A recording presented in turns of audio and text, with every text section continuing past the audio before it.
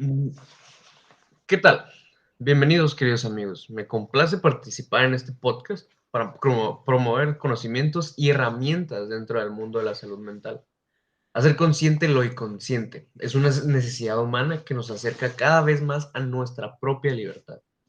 Sin más preámbulos, hablaremos de un tema que es fundamental para ayudar a que las personas puedan identificar las formas de pensamiento asociadas con las estrategias disfuncionales para la vivencia conyugal y de pareja. Por supuesto, no es un tema que excluye a las personas que no se encuentran en una relación actualmente. Todo lo contrario, puede servir como modo de psicoeducación a las personas solteras, permitiéndoles una vida más funcional cuando elijan vincularse en pareja. Y bueno, además de que conocer las distorsiones cognitivas también te permite conocer tus respuestas adaptativas ante las diversas situaciones que se enfrentan en la cotidianidad.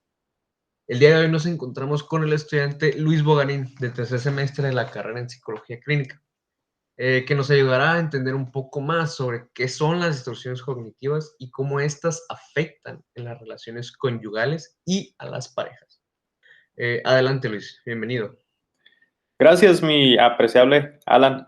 Efectivamente, hoy resolveremos algunas dudas sobre la problemática en las relaciones conyugales, pero además de pareja, que giran en torno a las distorsiones cognitivas. Es decir, toda esta serie de errores en el pensamiento que nos hacen muchas de las veces sabotearnos a nosotros mismos y, sobre todo, en este caso, de lo que vamos a hablar, sabotearnos nuestras relaciones. Excelente, Luis. ¿Qué te parece si comenzamos respondiendo a la siguiente pregunta? ¿Qué son en sí las distorsiones cognitivas? Claro que sí, Alan. Mira, las distorsiones cognitivas son causantes de enormes dificultades emocionales. Son básicamente pensamientos que modifican la percepción de la realidad. Y esto, por supuesto, empieza a causar como muchísimo malestar, además de conflictos que pueden deteriorar la relación. Pero además de eso, de que deterioran las relaciones, pueden deteriorar también nuestra propia salud mental. Tienes que saber, Alan, que en México, por ejemplo, para el año 2000 se registraron casi 52,000, más de 52,000 divorcios, y 13 años más tarde el índice ya había aumentado a más del doble. Es increíble cómo esto puede suceder en las familias en México cuando la familia pues es básicamente la célula principal de la sociedad. Pero lo más increíble es que la información de cómo las distorsiones cognitivas nos afectan no puedan llegar a nuestras familias y que, bueno, esto básicamente puede evitar muchos divorcios. Finalmente, como no llegan, pues las familias se fragmentan, ¿no? Claro, sin lugar a dudas es un tema que es fundamental para la estabilidad de las personas, Luis. Pero cuéntanos, ¿cuáles son esas distorsiones cognitivas que afectan a las personas y a las parejas?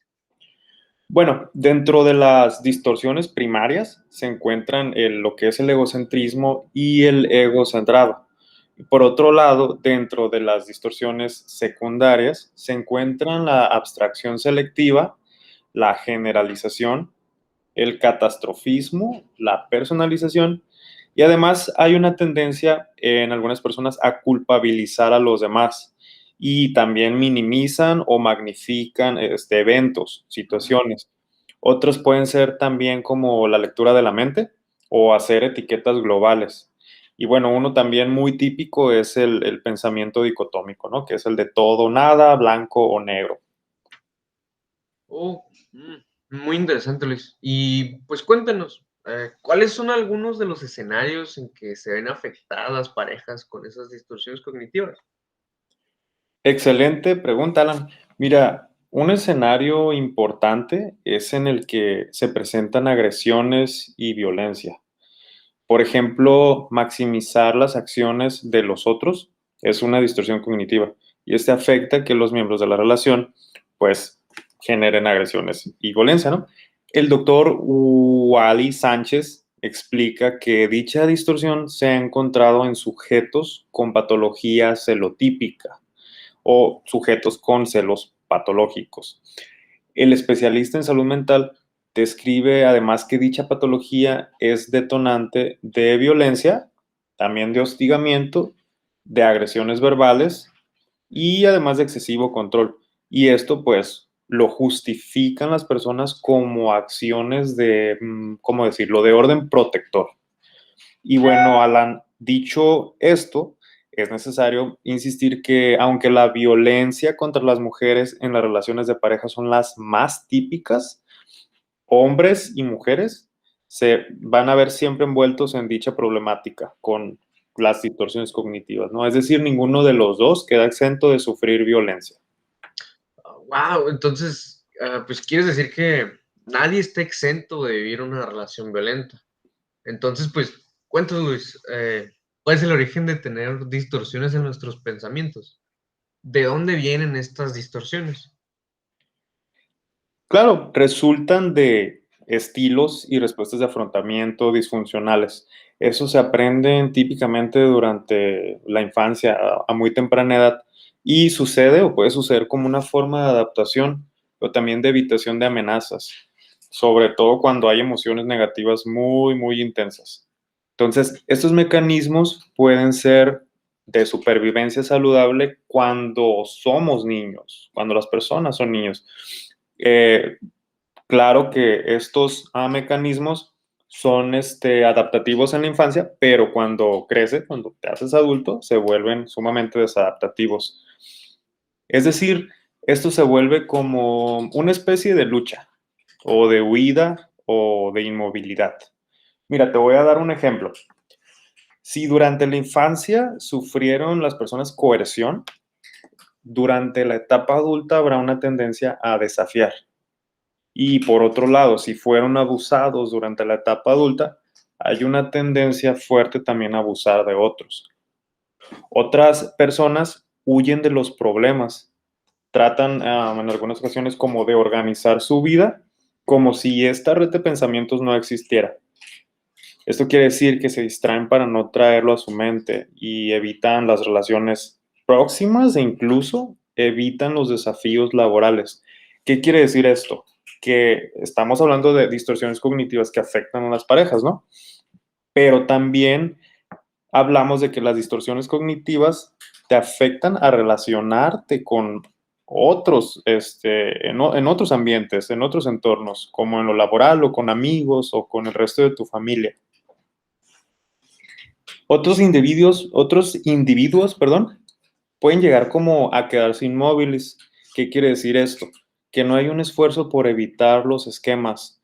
Esas personas no luchan, sienten el dolor emocional que les causa todas estas redes de pensamiento, pero en lugar de resolverlo, buscar estrategias adecuadas, aceptan.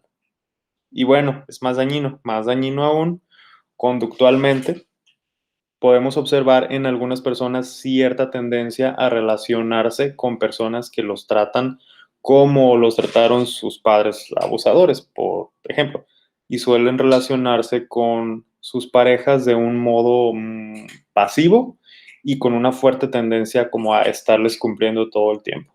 Parecería que fuera como una especie de comportamiento masoquista, ¿no? Ajá, vaya, ok. Sin duda, pues es muy interesante, Luis. Y, por ejemplo, mi siguiente pregunta sería, ¿cuáles son los problemas más comunes que enfrentan las relaciones de pareja en relación con las distorsiones negativas?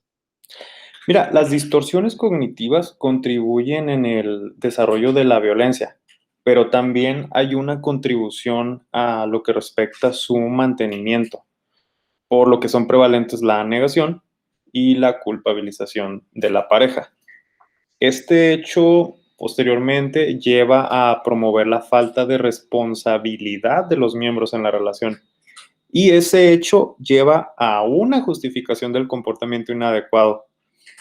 Y ahora, de este hecho, resulta, Alan, que actualmente el problema más frecuente y el más estudiado, además, es el de la violencia hacia las mujeres, presentándose en diferentes formatos de violencia, como las agresiones reactivas, las proactivas, la agresión física, la verbal, la ira y la hostilidad.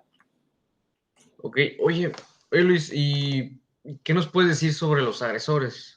Es decir, ¿no sienten alguna especie de empatía con las víctimas? Esa es una muy buena pregunta. Mira, las distorsiones cognitivas actúan como mediadores entre estímulos de información que llegan o estímulos de información de entrada y entre las respuestas del comportamiento agresivo.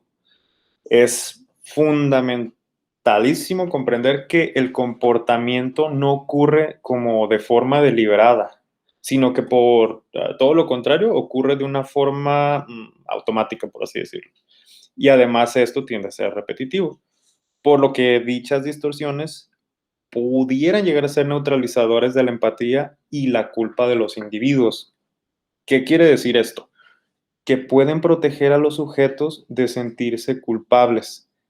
Esto los lleva a facilitar que expresen pues diferentes formas de agresión, ¿no?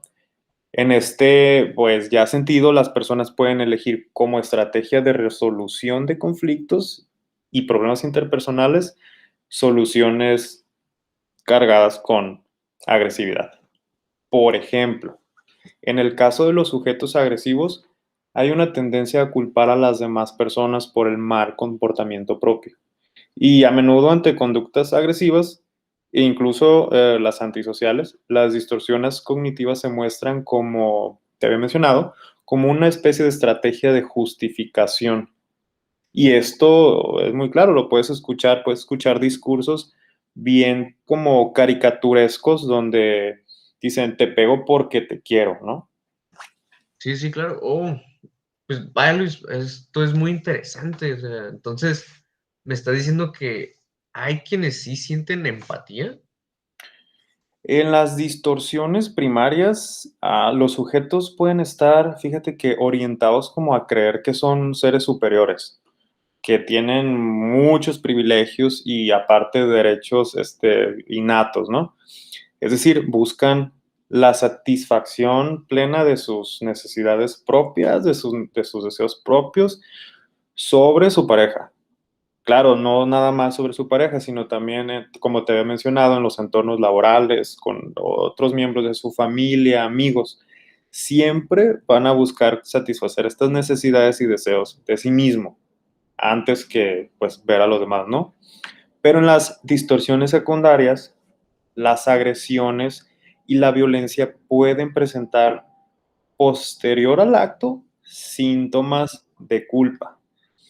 Y bueno, esto, una vez que tienen un acto violento o alguna agresión, les causa mucho estrés psicológico. Y este estrés psicológico, esta culpa, es promovida precisamente por esta empatía y por un tipo como de estrés afectivo. ¿Y podrías darnos algunos ejemplos de distorsiones cognitivas donde los sujetos experimenten ese sentimiento de culpa, pues, de empatía y estrés psicológico? Por supuesto, mira, un ejemplo muy típico es cuando las personas desacreditan a las víctimas. Y bueno, obviamente minimizan la victimización de estas personas. Crean como una opinión acerca de la violencia, como si esta violencia no fuera perjudicial, como si no fuera para tanto. En otros casos, y no necesariamente con individuos agresores, hay una fuerte, pero fuerte tendencia a filtrar lo negativo de lo que es positivo. O sea que ante una situación solo se perciben los aspectos negativos de la experiencia. Y podemos ver otros escenarios, Alan, donde las personas tienden a asumir de forma excesiva que son responsables de los acontecimientos negativos externos. Estamos hablando, por supuesto, de la distorsión cognitiva conocida como personalización. Otras personas tienen una tendencia a creer que si un evento negativo ocurre ante una situación, ese mismo evento ocurrirá una y otra vez en las experiencias futuras. Y un ejemplo muy común es que un sujeto cree que por haber sido engañado en una relación anterior, siempre lo van a estar engañando. Puede estar pensando cosas como, ay, siempre me pasa lo mismo. Y de hecho, no, pues no nada más lo piensan, ¿no? Tú puedes escuchar en la calle decir, ese discurso, o el amor no se hizo para mí. Y puedes escuchar esto, de hecho, muy típicamente en las canciones que hablan sobre amor romántico, ¿no? Que son puras distorsiones cognitivas. Y bueno, esto es lo que hacen precisamente las distorsiones cognitivas, son, valga la redundancia, distorsionar nuestra forma de ver la realidad. Lo podemos notar cuando algunas personas dicen cosas como todos los hombres son iguales, o por otro lado con el pensamiento dicotómico, que también es una distorsión muy común. Escuchas diálogos como sin ti no voy a poder vivir. Entonces, imagínate las parejas o las personas que tienen estas distorsiones del pensamiento, esos errores del pensamiento que todo el tiempo les están como distorsionando la forma en la que ven su vida, la realidad, ¿no? Tremendo estrés psicológico. Sí, sí, indudablemente, pues es un tema muy interesante. Pues, ¿y crees que hay alguna forma que pueda ayudarnos a identificar las distorsiones cognitivas? Claro que sí, Alan. Mira, podemos aprender a monitorear nuestros pensamientos automáticos. Podemos además comenzar reconociendo la relación que hay entre nuestra cognición, lo que es el afecto, y nuestro comportamiento. Es una tarea, pues vaya, te lo digo que es fácil, pero es difícil. Sin embargo, sí puede ser de gran ayuda, ¿no? Después de esto sería bueno probar con evidencia los pensamientos automáticos una vez que los encontremos y las creencias fundamentales que tenemos, y posterior a eso podemos reemplazar los pensamientos distorsionados que hayamos identificado, los podemos reemplazar por pensamientos más realistas. Ok, y oye Luis, pues, también cómo podemos identificar los pensamientos automáticos. Cuéntanos. Bueno, para identificar los pensamientos automáticos, podemos iniciar haciéndonos una serie de preguntas, como por ejemplo, ¿qué evidencias tengo que me hacen llegar a esa conclusión sobre lo que estoy ya pensando, ¿no? ¿O estoy omitiendo alguna información acerca de lo que estoy pensando? Es como si te preguntaras, si te hicieras como una pregunta honesta cuando crees que alguien te está haciendo algo malo, como de, a ver, ¿es todo lo que me está haciendo malo es real? ¿Es 100% cierto? ¿O yo estoy haciendo algo? Te haces esa serie de preguntas, ¿no? Ese tipo de preguntas. O te preguntas como, ¿qué emociones me genera este pensamiento? ¿Qué es lo que me hace sentir como estoy pensando en ese momento, ¿no? O, por ejemplo, ¿existen explicaciones alternativas que pudieran ser como más precisas para explicar esta situación en particular? Y otra de las preguntas que nos pudiéramos hacer es como, ¿qué pensamiento sería más apropiado para interpretar lo que me pasó? De hecho, la reestructuración cognitiva, Alan, es una herramienta poderosísima que permite la identificación de los pensamientos que distorsionan la realidad de las personas y que, pues, por ende, son origen de bastante sufrimiento en las relaciones conyugales, ¿no? Y de pareja. Pues, qué maravilla, güey, que hay herramientas para trabajar con las distorsiones cognitivas. ¿Qué te parece, Luis, si como cierre de este podcast educativo nos compartes qué es esta técnica? Pues me parece muy importante que nuestro público sepa que hay herramientas que pueden ayudar a resolver las distorsiones cognitivas. Por supuesto que sí, Alan. Mira, la reestructuración cognitiva refiere un proceso de cambio. Algunos expertos la definen como una herramienta o alguna técnica terapéutica. Sin embargo, otros la definen como un enfoque terapéutico. En este sentido, pues se entiende que es como una herramienta de las terapias de corte cognitivo, aunque también estas son utilizadas por otros modelos, como el psicodinámico, por ejemplo. Y bueno, el hecho es que es una de las intervenciones más utilizadas en la práctica clínica para trabajar con las distorsiones cognitivas. Y bueno, te agradezco, Alan, por compartir información siempre útil y contribuir en el bienestar emocional y psicológico de las personas. No, para nada, Luis. Muchas gracias a ti y el público por haber presenciado el tema de hoy y en nuestro evento Concientizando la Conciencia.